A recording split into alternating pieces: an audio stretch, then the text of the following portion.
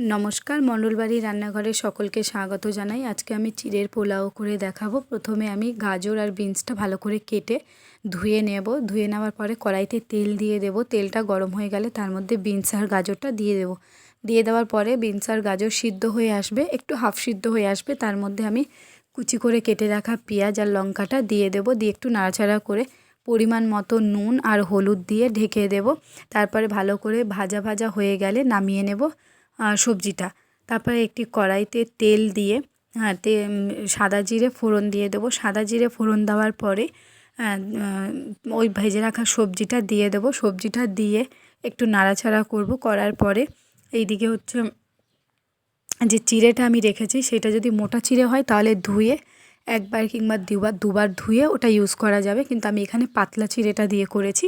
পাতলা চিড়েটা আমি না ধুয়ে চিড়েটা একটু ভালো করে বেছে পরিষ্কার করে নিয়ে ওই চিড়েটাই তরকারির ভাজাটার মধ্যে দিয়ে দেব।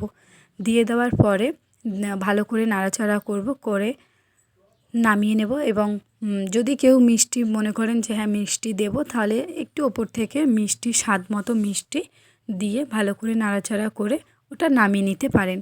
এটা খুব সুন্দর খেতে হয়েছিল। অবশ্যই আপনারাও বাড়িতে ট্রাই করবেন এবং জানাবেন যে কেমন লাগলো।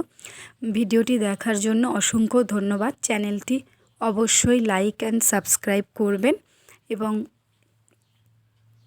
এটা অবশ্যই বাড়িতে করে দেখবেন। কারণ চিড়ে না ধুয়ে অনেকেই ভাবে যে করা যায় না, কিন্তু না, চিড়েটা না ধুয়েও করা যায় এবং সেটার কোনো কিছু হয় না, ভালোই খেতে লাগে।